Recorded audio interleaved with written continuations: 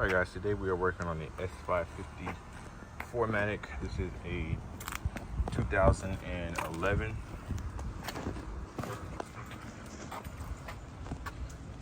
This is a 2011 S550 4Matic with alternator issues, symptoms of red battery light, ABS going off, all symptoms on the dashboard going crazy.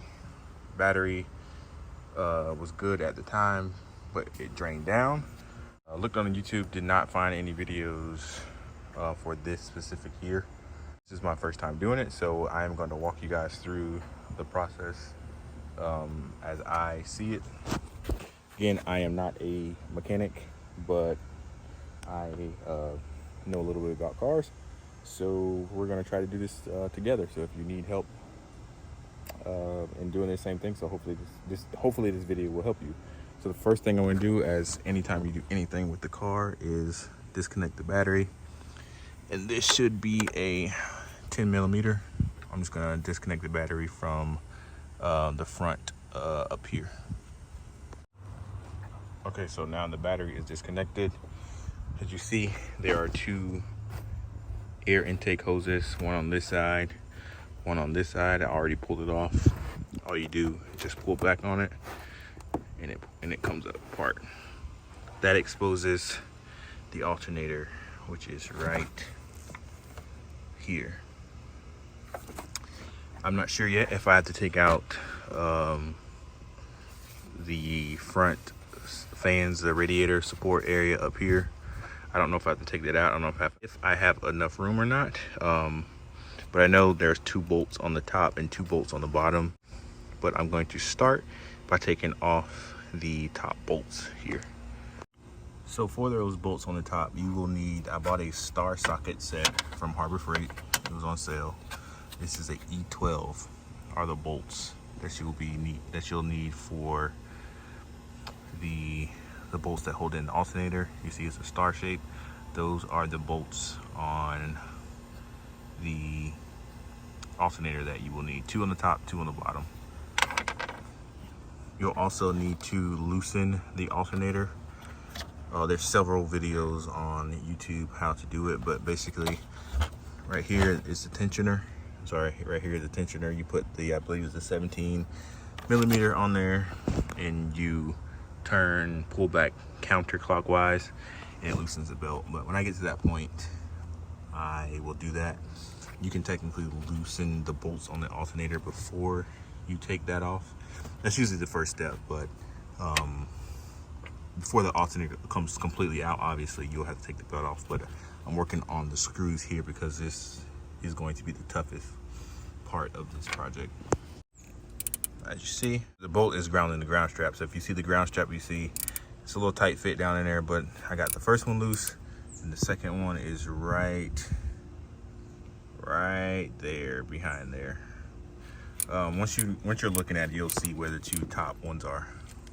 Okay, so right here on the front, this the cable, the power cable that powers the alternator, is an E12 right here on the front.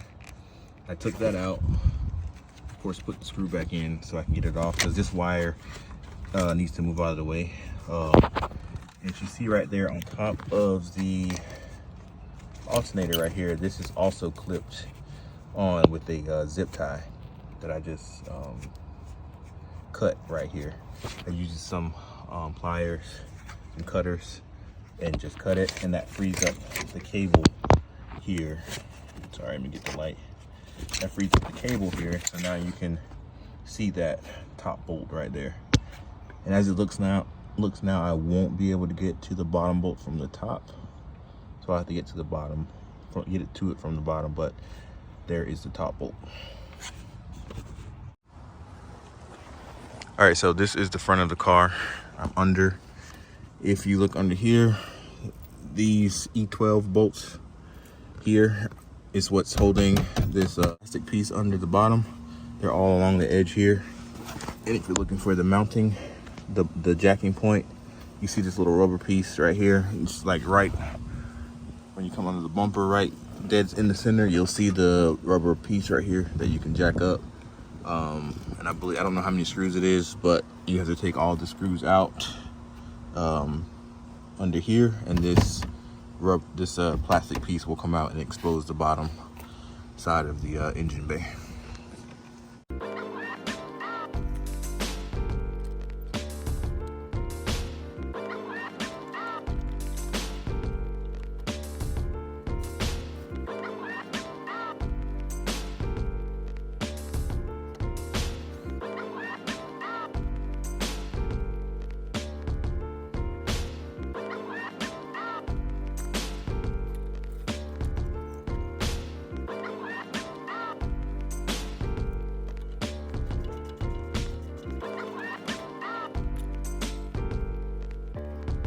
Quick tip, make sure you take all the screws off, even the ones that are a little further back here need to come off in order for the front piece up here to drop down.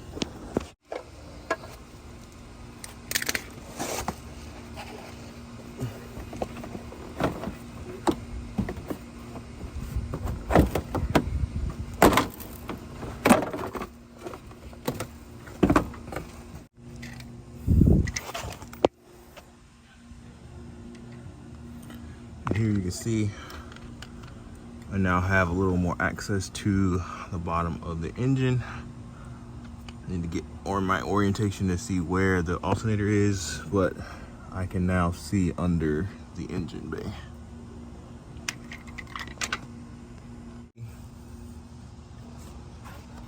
The bottom screw is right there.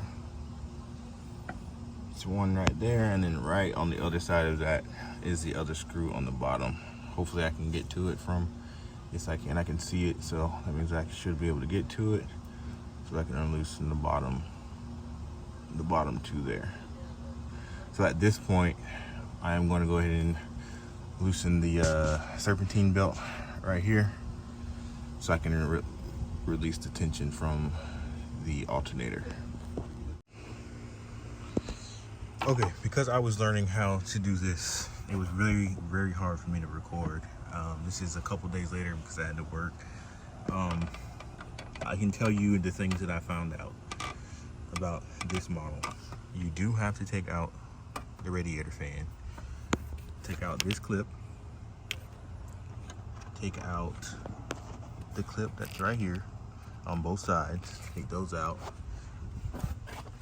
screwdriver, pop this up, a star or Torx screw to take this out. You don't have to take this bottom pipe out. Move this out of the way. Fan. Oh, take out all of these bolts. They're just 10mm across here. You'll see I have them out. This kind of pulls back a little bit. The fan comes up. Once you take this out, I unloosen the hose that's right here. You'll see the hose that has heat wrap around it. You unscrew the 10 on that right there. You can see where that piece is right there, so you can get to the back side of the bolt that's down there. You want to see? This hose needs to be out of the way. Like this is still loose, so you can get clearance.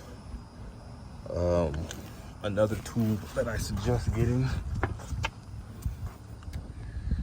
is this right here. Without this, I could not do this job. Is a E12 wrench.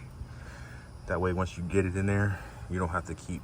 It's very tight, limited space, but you can get both of them from the front side of the alternator once you get those hoses out of the way. Most important thing that I should have done at the beginning was take radiator fan off, because it's not that hard. Along with these bolts, the fluid, you're gonna lose some coolant when you take this off. This hose right here needs to come off. You're gonna lose fluid that leads to the reservoir right here.